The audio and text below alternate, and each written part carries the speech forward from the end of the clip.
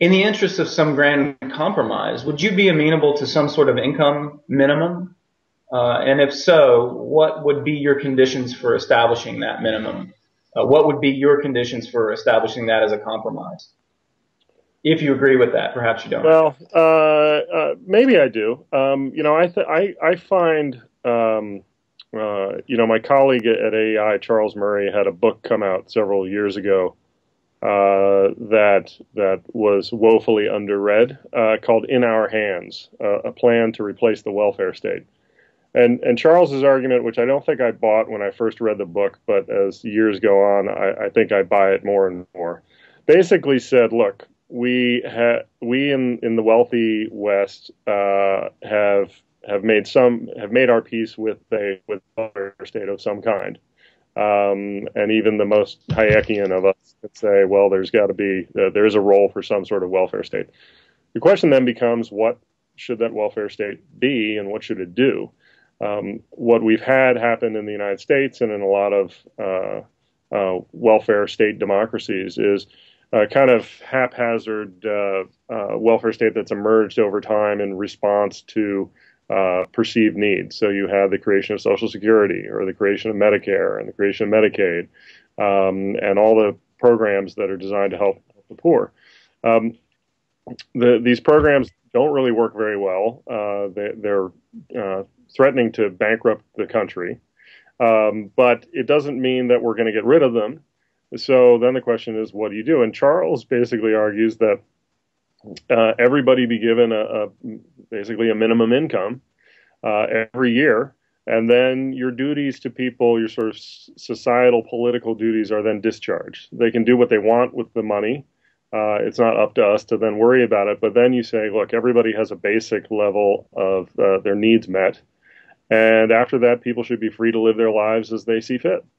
And I find I'm more and more compelled by that vision, partly because it's practical. It doesn't say we get rid of the welfare state altogether. It does say, how do we create a welfare state that doesn't have the perverse incentives that our current welfare state has, and that keeps from bankrupting us. And so I think I'm increasingly persuaded by that view.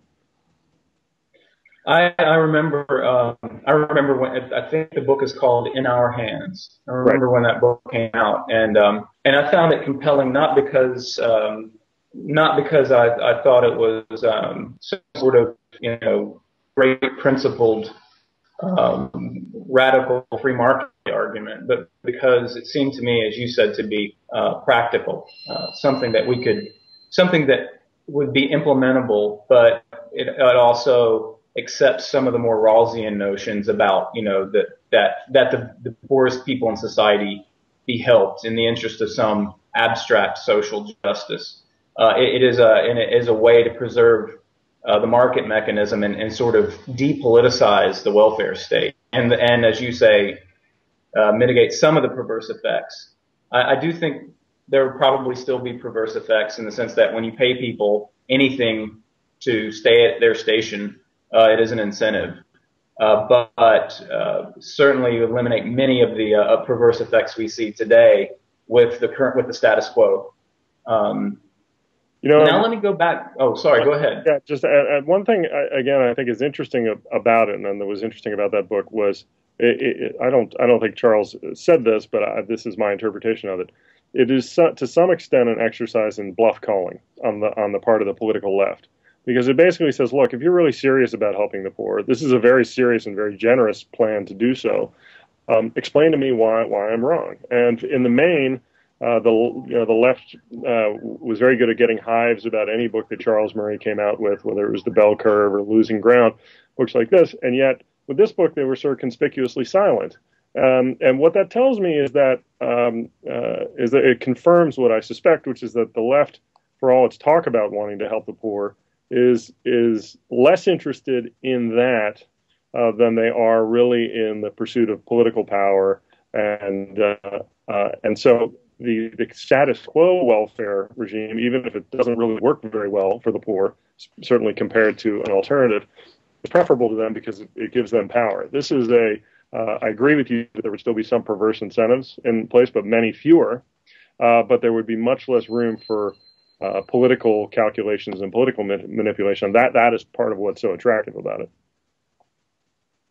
Yeah, it really reminds me of the something Thomas Sowell said many years ago about the dependent class, but essentially not just being the poor, trading their votes for subsistence, a subsistence wage from the state. But it's also the people who are the administrators of the administrators of the welfare state who are also a dependent class, and this is a kind of a rank and file accretion of power around this concept of justice, as it were. But I think you're right about the power dynamic, and that if you were to get rid of the edifice of the welfare state rather than the results, it'd be very difficult to maintain the kind of power dynamic that the left currently enjoys. And we could say similar things about the right in other departments, not welfare statism, but we'll leave that for the moment.